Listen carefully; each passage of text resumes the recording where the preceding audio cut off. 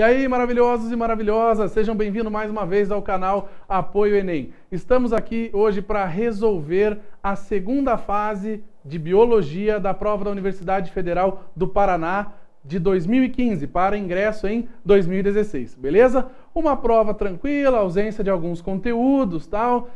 Questão 1 que deixou um pouco a desejar porque o conteúdo está ausente na maior parte dos livros didáticos.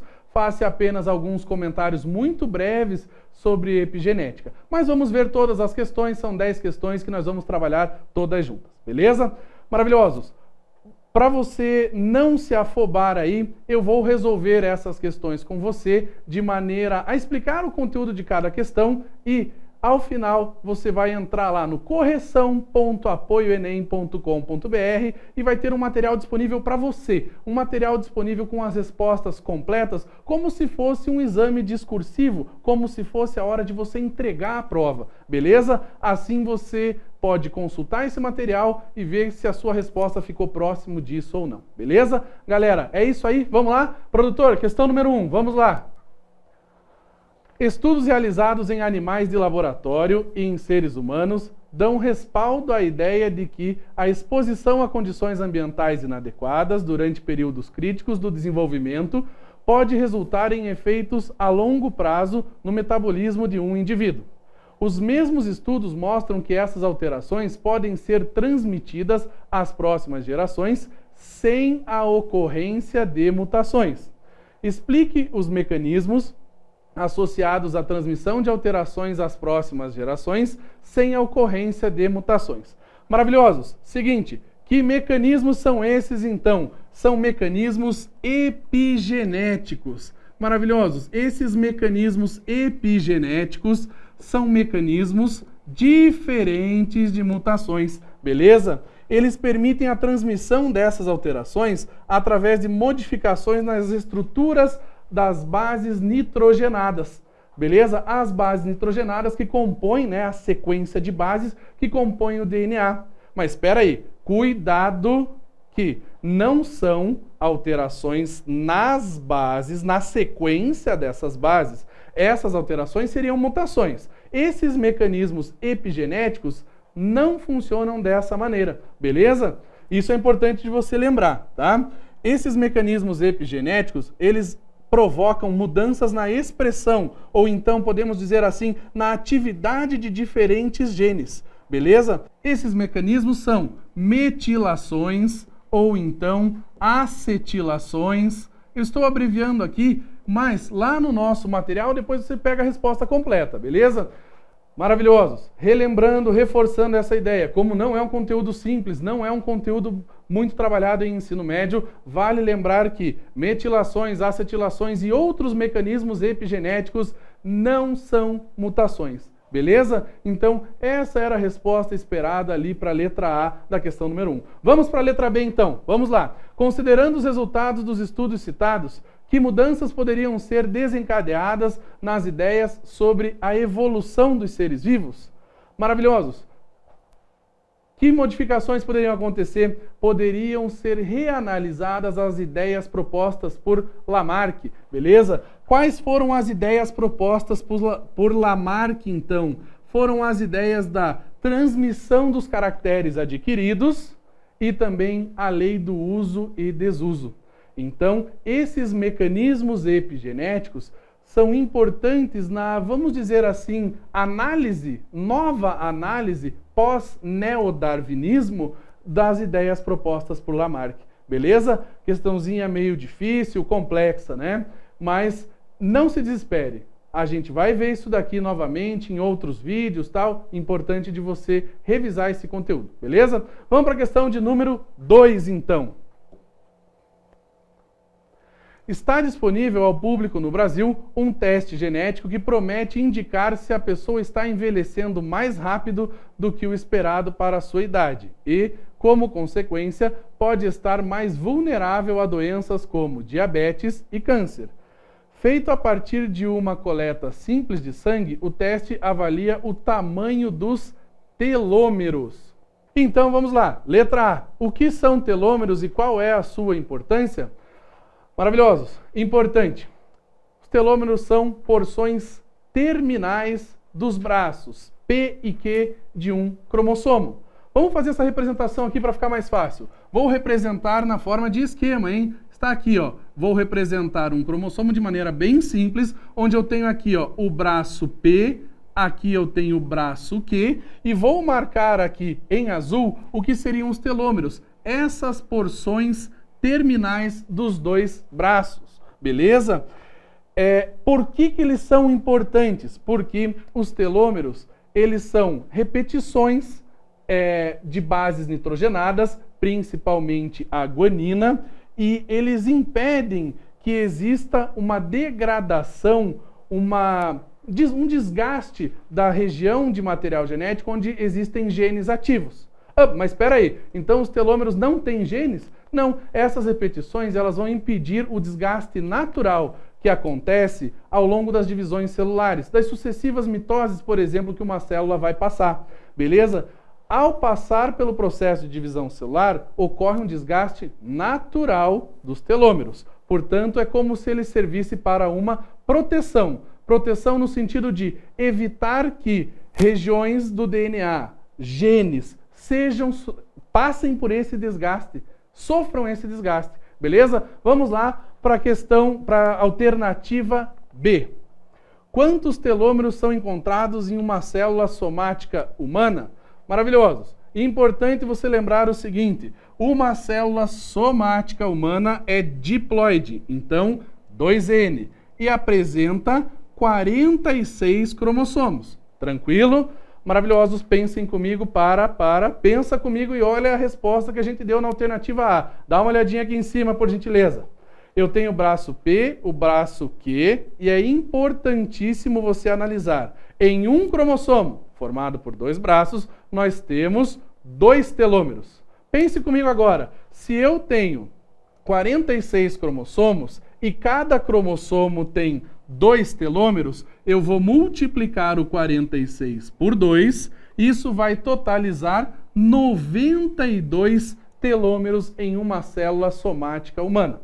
Antes de darmos continuidade, para você lembrar, eu estou considerando uma célula somática humana que esteja na etapa G1 do ciclo celular. Beleza?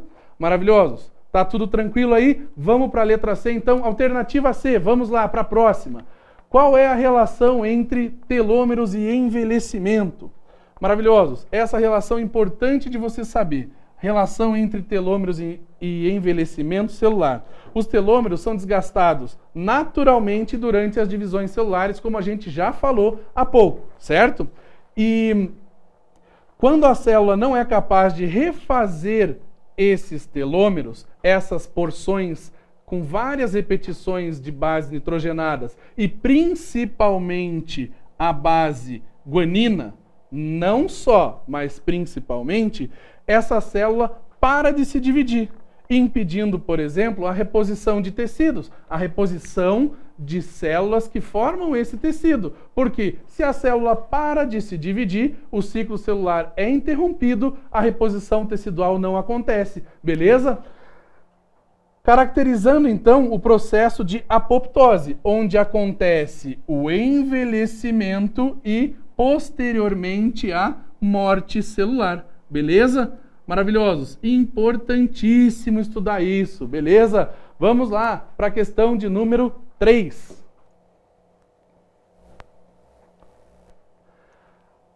A casca de anta é uma das árvores mais abundantes da Serra da Mantiqueira, localizado na região sudeste do Brasil. Recentemente, pesquisadores realizaram um experimento com a casca de anta. Tomando cuidado para não molhar o solo, eles borrifaram suas folhas com água pesada. A água pesada possui um isótopo de hidrogênio, o deutério, que pode ser detectado por um espectrômetro de massa. Posteriormente, encontraram o deutério na terra, evidência de que a água foi absorvida pelas folhas e transportada até as raízes, atingindo o solo. Vamos lá, esse foi o enunciado, vamos para a letra A. Normalmente, como ocorre a absorção e o fluxo de água nas plantas vasculares, ou traqueófitas? Maravilhosos. Vale fazer uma ressalva. Quem são as plantas vasculares mesmo? As traqueófitas são aquelas plantas que apresentam vasos condutores de seiva, ou seja, o xilema e o floema. Tranquilo? Maravilhosos? Isso não faz parte da resposta. Aqui nós estamos revisando para você ter noção do que a pergunta está te pedindo, beleza? Então, assim, o que acontece é, normalmente o fluxo de água ocorre no seguinte sentido: da raiz para as folhas, através do xilema.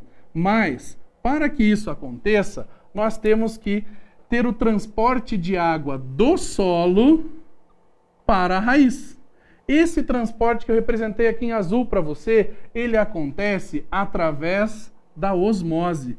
Então, a água é transportada para a raiz, especificamente ali na zona pilífera, por osmose. Ou seja, existe uma diferença de concentração de alguns íons que foram transportados do solo para a raiz ativamente, beleza? E isso gerou um fluxo, isso gerou um gradiente osmótico, fazendo com que a água fosse do solo para a raiz, beleza? Chegando na raiz, atinge então os vasos xilemáticos, beleza? E é transportado até as folhas por esses vasos. Porém, importante você pensar no seguinte: para que seja possível esse transporte aqui, ó, essa etapa aqui da raiz às folhas, lá nas folhas está acontecendo um processo de transpiração. Esse processo de transpiração vai permitir a existência, vai fazer com que aconteça a existência de uma força de sucção que auxilia a trazer a água até as folhas, a água que está lá na raiz. Assim, a gente pode falar em pressão negativa, beleza? Gera-se essa pressão negativa nas folhas e assim a força de sucção, através da coesão que existe entre as moléculas de água, é como se fosse um canudinho, puxa a água lá para cima, beleza? Através do xilema. Então, aqui um esquema de resposta para a letra A. Vamos para a letra B, beleza? Letra B, então. De que maneira os achados dos pesquisadores contrariam o conhecimento a respeito do fluxo de água nas plantas vasculares ou traqueófitas? Maravilhosos! Isso daqui, na verdade, a gente já fez um comentário ali na alternativa A. Importante você perceber o seguinte: normalmente considera-se o fluxo de água em qual sentido? Da raiz às folhas. Através de quais vasos? Xilema, beleza? Mas o que eles verificaram? Eles verificaram o seguinte fluxo de água: água sendo absorvida nas folhas e chegando até a raiz. Como que eles verificaram isso? Porque a água que foi borrifada nas folhas. A gente pode falar que é a água marcada, a água pesada que o enunciado falou para nós. E ela foi identificada depois, mais tarde, lá no solo, ou seja, foi absorvida nas folhas e chegou até a raiz, da raiz passou para o solo. Um transporte no sentido contrário àquele que falávamos na alternativa anterior, beleza? Então, importante você lembrar o seguinte: esse sentido seria o sentido descendente, enquanto que o que se considera é o sentido ascendente, certo? E esse sentido descendente permitiria que a água pesada atingisse, então, o solo. Beleza? Maravilhosos. Letra B, relativamente tranquila. Vamos lá para a letra C. Próxima. Letra C. Em que condições climáticas seria mais fácil observar o fenômeno descrito pelos pesquisadores? Maravilhosos. As condições são as seguintes: um solo que fosse seco. Mas por quê? Calma aí. Um solo seco e que apresentasse nesse ambiente uma atmosfera úmida. Por que isso é importante? Maravilhosos. Essas condições seriam as melhores para observar aquele fenômeno, porque nessas condições nós temos plantas que apresentam cutícula fina. Assim, as plantas absorveriam mais fácil a água que foi borrifada. Essa absorção mais fácil permitiria, então, que a água fosse absorvida, transportada no sentido descendente até a raiz, atingindo o solo. Então, se fosse ao contrário, caso a cutícula fosse espessa. Quando que acontece cutícula espessa? Em que ambiente nós temos planta com cutícula espessa? Num ambiente em que a atmosfera não é úmida, é uma atmosfera seca. Se a cutícula fosse espessa, ao contrário do que falamos agora, a absorção da água seria dificultada ou até mesmo não ocorresse. Então, isso dificultaria você perceber o fenômeno que eles identificaram ali. Beleza? Maravilhoso. Vamos lá então, questão de número 4. Próxima questão aí, ó. Em artigo publicado na revista PLOS,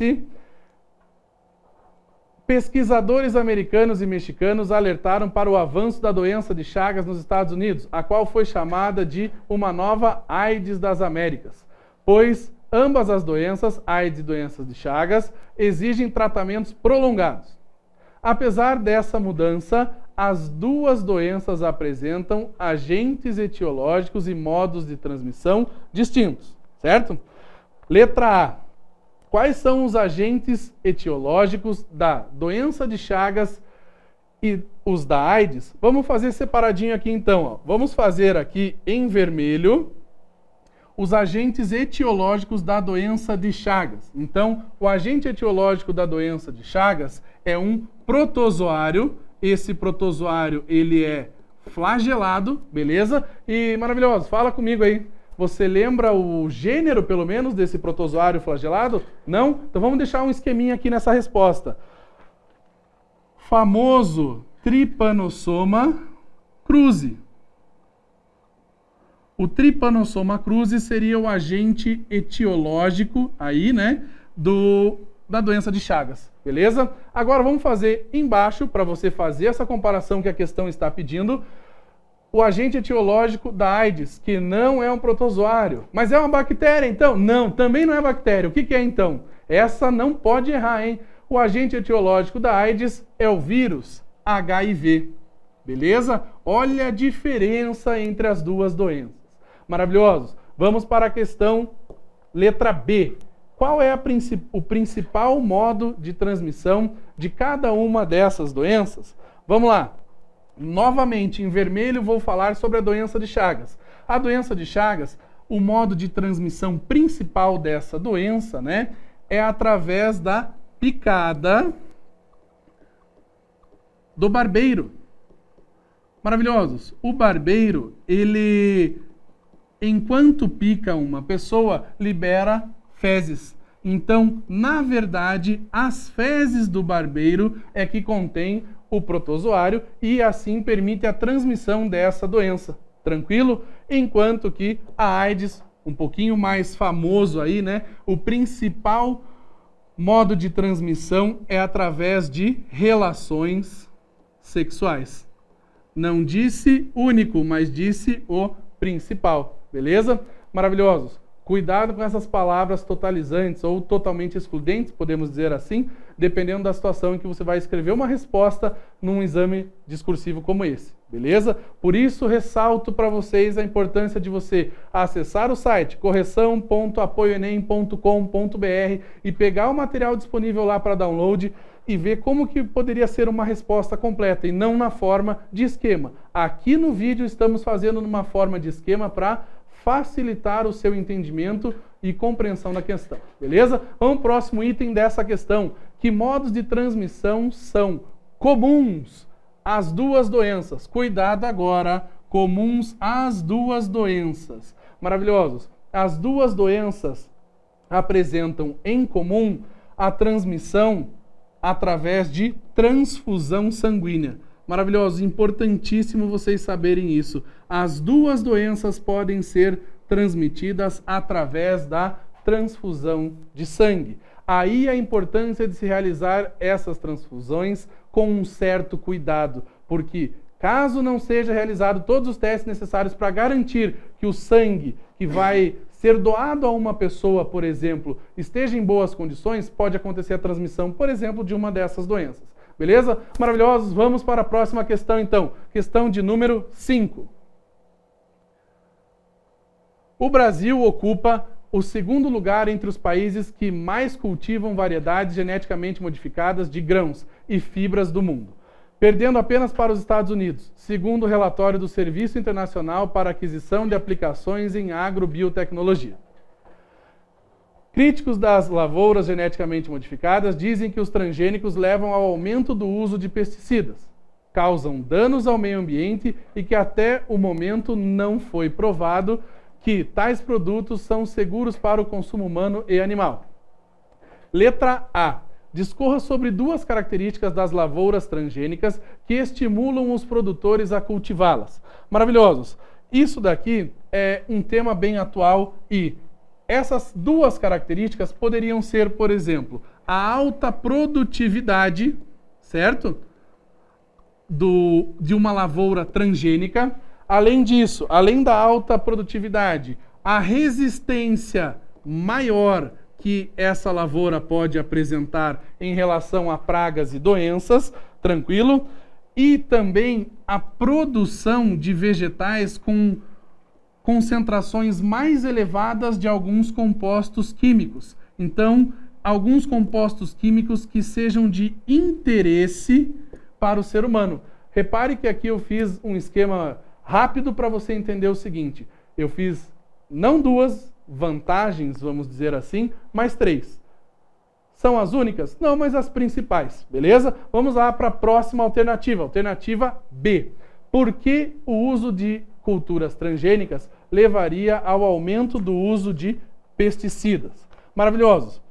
Espécies transgênicas são desenvolvidas para suportar maiores concentrações de agrotóxicos. Assim, você tenta garantir, utilizando mais agrotóxicos, mais sobrevivência da planta, porque com mais agrotóxicos tenta-se diminuir as pragas e doenças, beleza?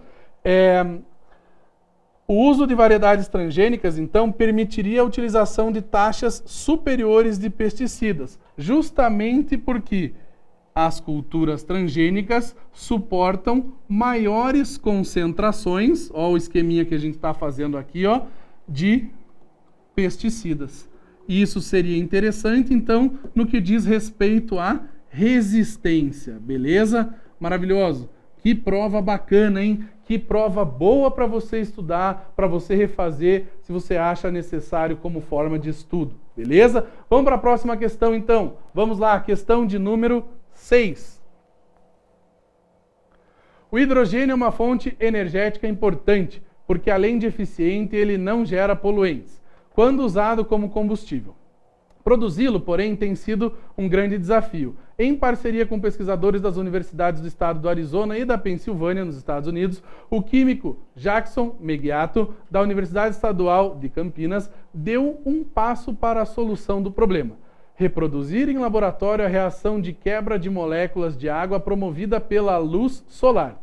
O experimento...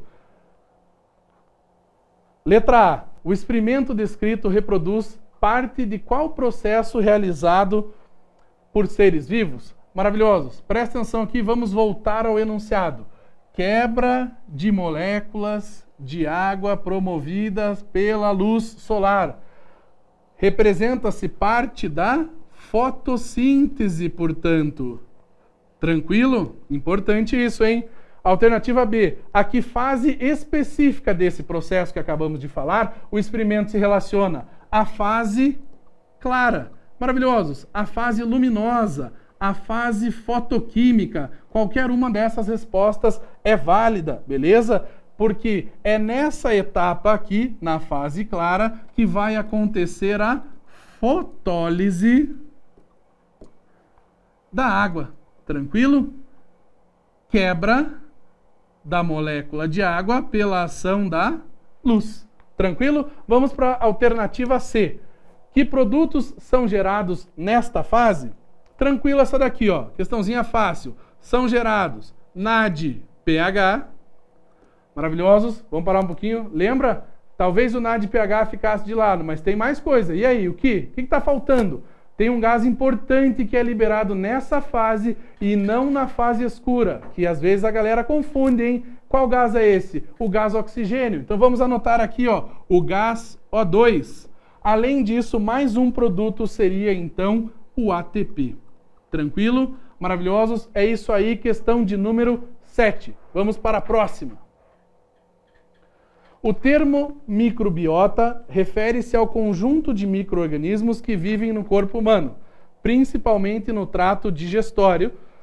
Apesar de, em geral, associarmos micro-organismos às doenças que podem causar, a microbiota participa de processos essenciais à nossa sobrevivência. Discorra sobre 2 desses processos. Maravilhoso. Importante fazermos algumas considerações aqui para o teu estudo. Essa microbiota aqui, esse termo que utilizou-se aqui no enunciado, né, famoso esse termo aí, permite então digestão de alguns compostos que sem a microbiota o nosso corpo, o nosso trato digestório não realizaria. Então nós podemos destacar essa ação, a digestão de compostos químicos que não ocorreria na ausência deles. Além disso, a microbiota também está relacionada à obtenção de vitaminas. Maravilhoso. Aqui eu não vou entrar em muitos detalhes, mas a obtenção, por exemplo, de vitaminas K, vitamina B12, enfim, a microbiota também tem essa importância, né? E também outra importância, eu sei que a questão pediu 2, vou te dar um a mais que você poderia ter colocado isso na sua resposta e ter ficado na dúvida. Então, é importante também a microbiota para reações imunológicas do nosso organismo, tranquilo? Auxiliar na defesa do nosso corpo, tranquilo? Maravilhoso. Questãozinha de número 7, relativamente fácil. Para quem estudou, eu diria facílima, tá? Maravilhosos. Em relação à vitamina K, a vitamina B12, não foi o foco explicar como isso é obtido através da ação da microbiota, mas poderia, numa prova, numa questão um pouquinho mais difícil, talvez. Beleza? Próxima questão, então, vamos lá, questão de número 8. Um esqueleto desenterrado num cemitério neolítico em 1982 foi agora diagnosticado como o mais antigo caso de leucemia conhecido. Examinamos vários ossos do esqueleto e encontramos uma perda incomum do tecido interior do osso, o osso esponjoso, no húmero e no externo, afirmou o pesquisador da Universidade de Tübingen. Segundo a pesquisadora, nenhum dos outros espécimes que pertenciam ao mesmo local e grupo etário mostrou um padrão igual. O achado poderia ser confundido com hiperparatireoidismo, o qual foi descartado porque os ossos do crânio e dos dedos das mãos não apresentaram as mesmas alterações, o que seria esperado no hiperparatireoidismo. Alternativa A. A leucemia é uma doença na qual ocorrem alterações das características e no número de células sanguíneas. Qual é a relação entre ossos e leucemia? Então vamos lá. Maravilhoso. A relação é a seguinte. No interior dos ossos esponjosos, nós encontramos a medula óssea vermelha. Tranquilo? A medula óssea vermelha, tecido que permite aí a formação de algumas células importantes do sangue, né? Os elementos figurados.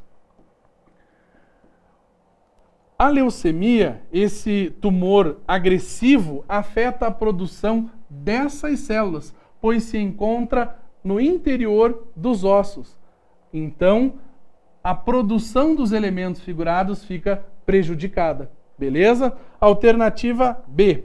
A qual glândula e hormônio está associado o hiperparatireoidismo? Vamos lá, dá uma olhadinha no nome aqui, ó. Agora vamos separar aqui, ó. Vou usar uma cor diferente aqui, ó. Me ajuda aqui, ó. Hiperparatireoidismo. Que glândula será que é essa? São as glândulas paratireoides. Tranquilo? As glândulas paratireoides estão relacionadas a esse distúrbio. Tranquilo? E qual seria, então, o hormônio relacionado a essa glândula seria então o paratormônio. Famoso esse hormônio aí, ó, paratormônio. Tranquilo?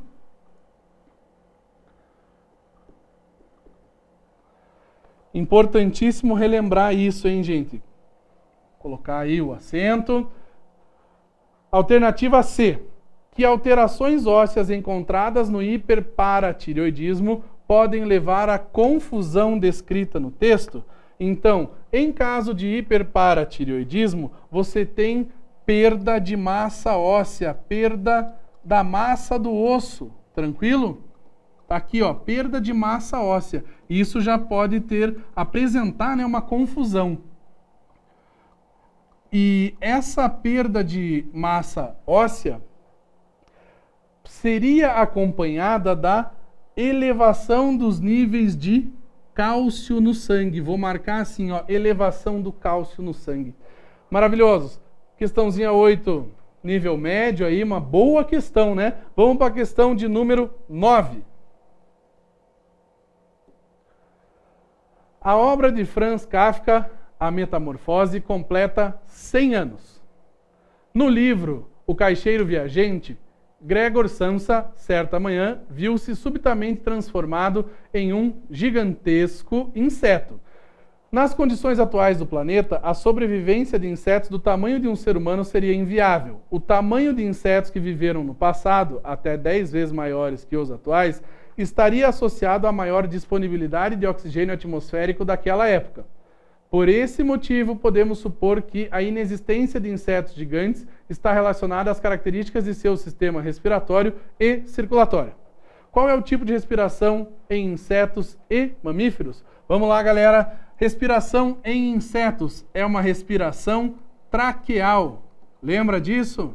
Essa respiração traqueal dos insetos aí, diferente das dos mamíferos, que eu vou fazer em outra cor aqui, ó, dos mamíferos, é uma respiração fácil essa, hein? Respiração pulmonar, tranquilo? Vamos para a letra B. Qual é o tipo de circulação em insetos e mamíferos? Vamos lá. Os insetos, vou marcar em vermelho aqui, ó, os insetos apresentam circulação aberta, tranquilo? Já é diferente da dos mamíferos, certo? E sangue sem pigmentos respiratórios. Então eu vou colocar aqui, ó, sem pigmentos respiratórios. Lembre que insetos é bem diferente da circulação de mamíferos, né? Porque os mamíferos, outra cor aqui, ó, os mamíferos apresentam circulação fechada e com pigmentos respiratórios. Essa circulação fechada com pigmento respiratório, bem famoso aí, ó, a hemoglobina. Importante, né? Tranquilo? Alternativa B, sossegado. Vamos para a próxima aí. Alternativa C. Com base nas informações fornecidas e nas diferenças entre os sistemas respiratório e circulatório de insetos e mamíferos, proponha uma explicação para o fato de a sobrevivência de um inseto do tamanho do ser humano ser inviável. Maravilhosos. De acordo com o que o enunciado falou para a gente aqui, ó, a disponibilidade de oxigênio era distinta da atual. Então, é importante a gente fazer a seguinte associação. Eles estão perguntando, na alternativa A e B, características da respiração e circulação de insetos e mamíferos. Por que os insetos, então, não poderiam ter esse tamanho gigante? Pelo simples fato que a respiração dos insetos é traqueal. Essa respiração acontece em vasos, em canais, e não através do sistema circulatório. Isso, atualmente, impediria existir um inseto gigante, porque não haveria disponibilidade de transporte, não haveria um transporte eficaz de oxigênio para todas as células, para todos os tecidos que um inseto gigante teria. Beleza? Mas vamos ver se você entendeu esse esquema de resposta, que ela é um pouquinho mais complicada que as outras alternativas. Nos insetos, a respiração é realizada por traqueias. Ótimo. Esses canais que eu falei para você, que conduziriam o oxigênio diretamente para os tecidos, sem a necessidade do sangue nesse momento. Assim, as dimensões do inseto gigante necessitariam que esses canais transportassem de maneira muito eficaz muito oxigênio, e não é o que acontece. beleza? Então, importante você fazer a associação com a forma da respiração, que seria então a respiração traqueal, tranquilo? Isso é importante de você colocar nessa questão e dizer que a distribuição de oxigênio, então vou colocar assim, ó, distribuição de O2 não ocorreria de maneira eficaz. Ela não seria eficaz.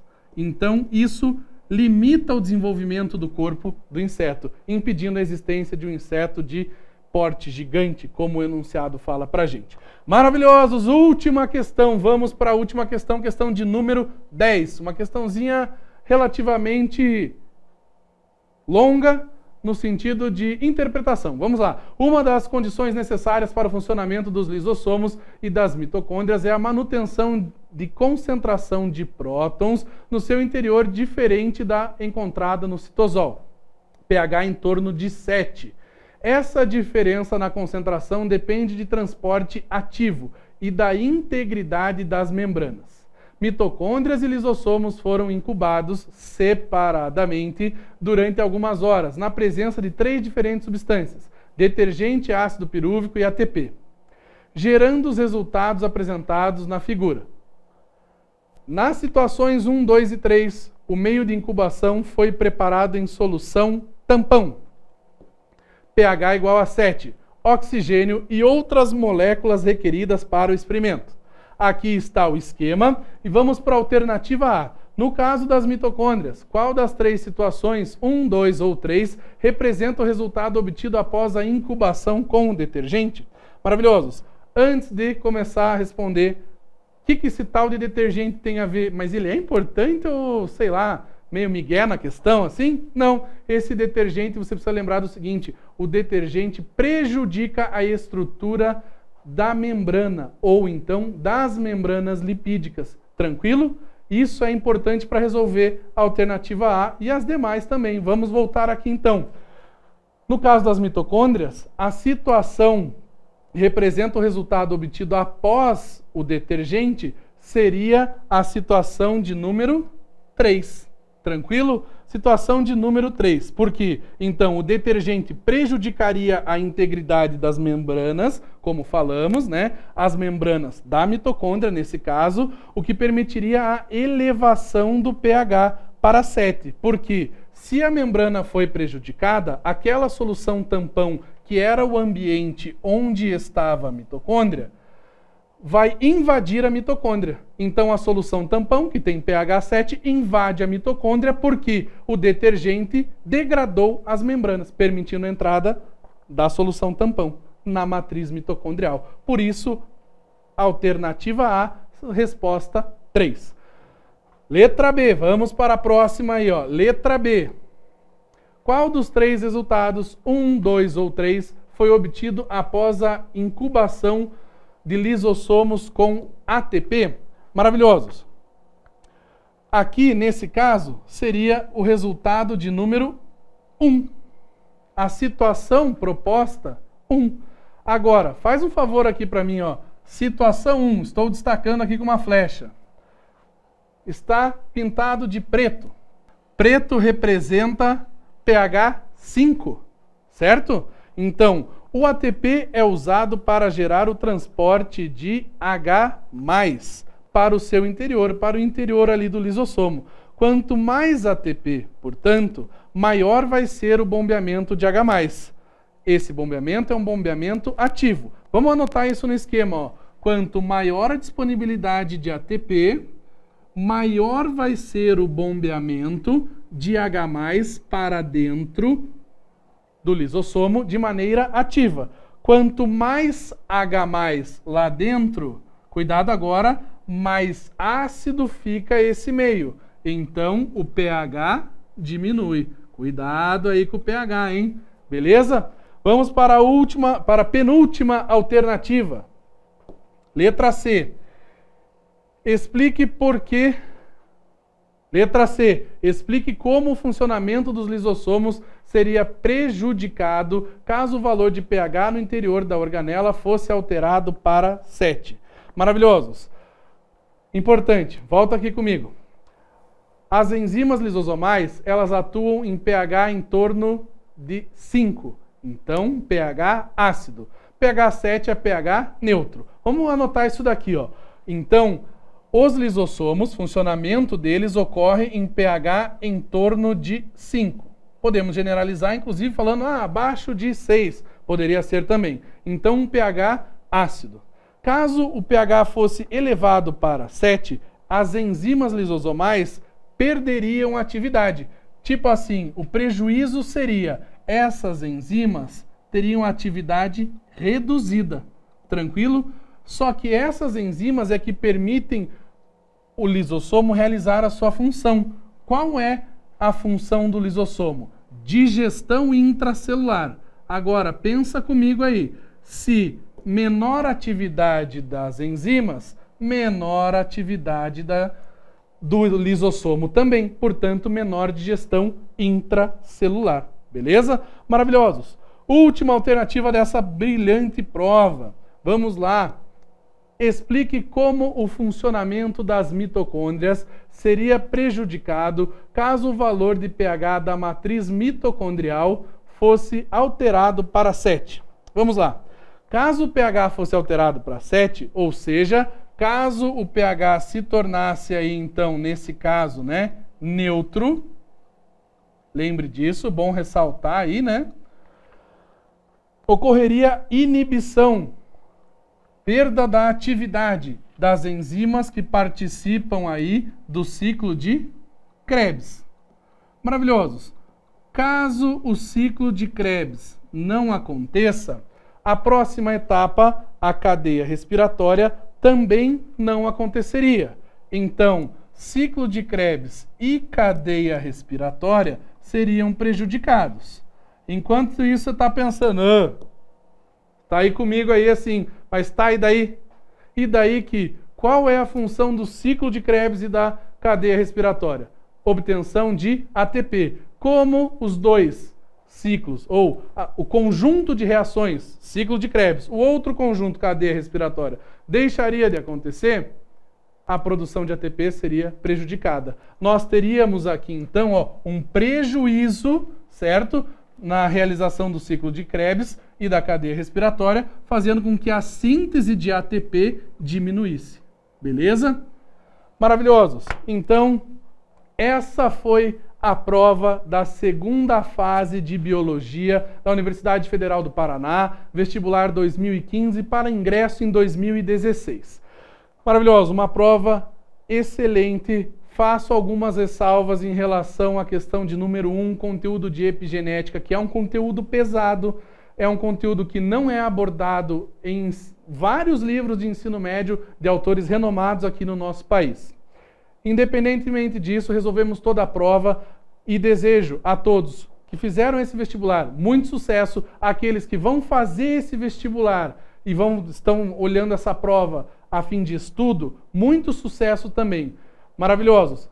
Mais uma vez, acesse o nosso site lá, correção.apoioenem.com.br, baixa o arquivo lá para você ter modelo de resposta, aquela resposta que você coloca não em esquema, mas em forma de texto, em frases curtas, de maneira organizada. Isso também é importante você treinar nesse momento, beleza? Para você conseguir expressar todo o conteúdo que você sabe em uma resposta bem feita, sem fazer confusão, sem dar dupla interpretação, beleza? Maravilhosos. Baixa o arquivo lá.